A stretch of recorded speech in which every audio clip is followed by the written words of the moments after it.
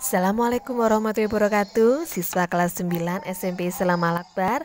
Salam sehat, semoga tetap sehat, tetap semangat. Yang sudah melaksanakan ulangan, saya sangat bangga sekali kalian tetap semangat di masa pandemi. Yang belum, ayo kalahkan kemalasanmu, kobarkan semangatmu. Ya. Jangan kalah sama pejuang melawan penjajah dulu ya. Setelah ini hari kemerdekaan loh ya. Kita sama sekarang, kita lawan penjajah kita virus corona ini. Oke? Kita hari ini akan membahas mengenai sistem reproduksi pada tumbuhan dan hewan. Sama dengan manusia, hewan tumbuhan juga mengalami reproduksi.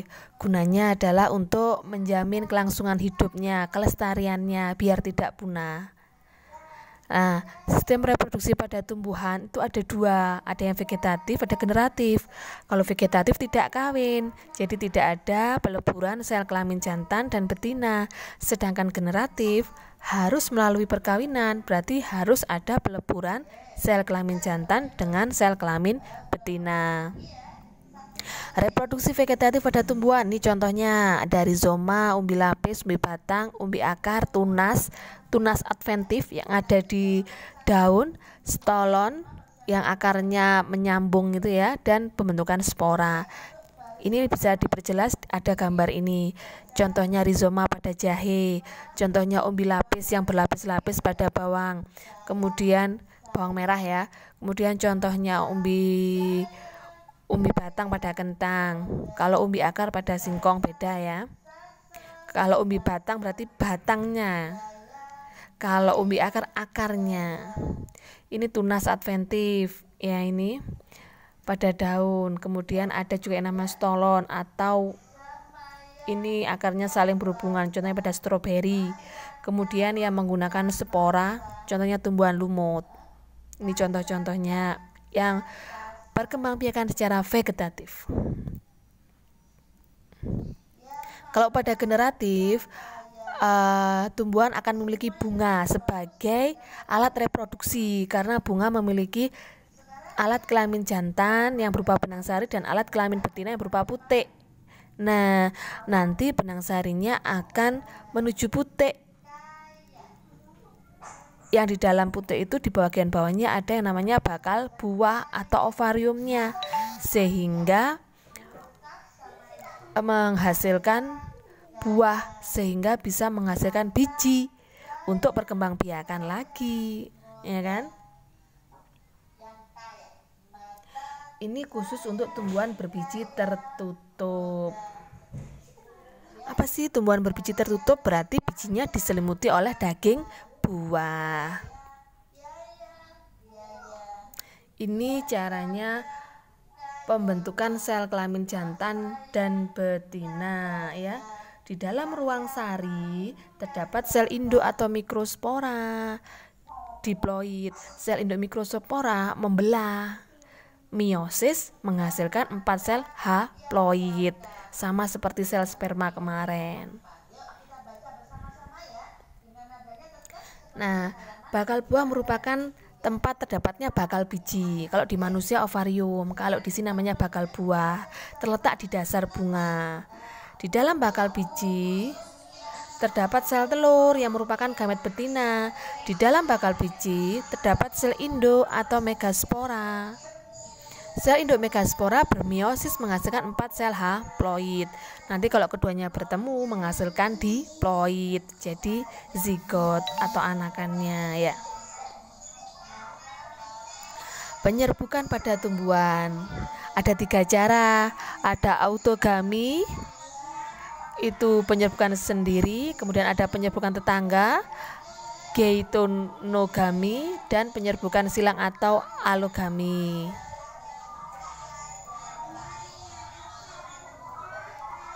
Pembuahan merupakan proses peleburan antara inti sel kelamin jantan dan betina. Pada tumbuhan berbiji tertutup terjadi 2 kali pembuahan sehingga disebut pembuahan ganda. Sekarang perkembangan biji. Ini contohnya biji. Ini misalkan biji itu ada 2 ya, ada yang dikotil dan ada yang monokotil. kotil. Yang sebelah kanan ini dikotil, yang sebelah kiri monokotil. Yang kanan contohnya kedelai, kacang hijau. Yang sebelah kiri yang B itu jagung, itu monokotil ya. Embrionya ada di dalam, dia dikelilingi oleh kotiledon dan endosperma untuk persediaan makanan. Kalian lihat di situ ya, embrio yang sebelah mana ini ya.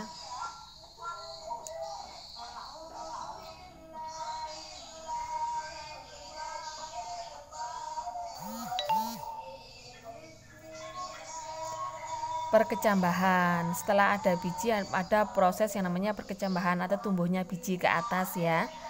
Pada awalnya yang pertama akan muncul akar primer dan hipokotil, kemudian akar primer, kemudian kulit biji. Tidak lama kulit biji akan membuka, menghasilkan daun pertama. Kemudian dia akan tumbuh lagi ke atas.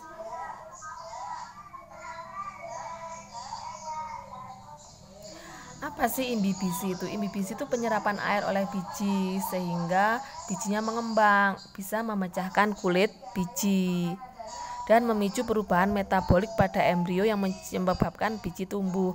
Makanya biji itu kalau ditaruh di air gitu aja bisa tumbuh. Contohnya kacang hijau bisa jadi kecambah. Itu sudah mulai contoh dari perkecambahan biji atau perkembangan biji.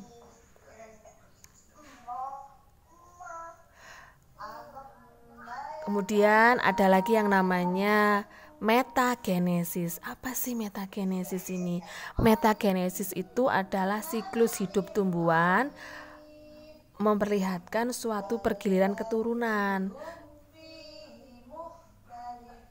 Jadi dalam satu tumbuhan itu ada 2 kali siklus hidup mengalami metagenesis. Secara seksual dan secara aseksual, jadi vegetatif sama generatif. Contohnya biasanya di tanaman suplir itu suplir ya.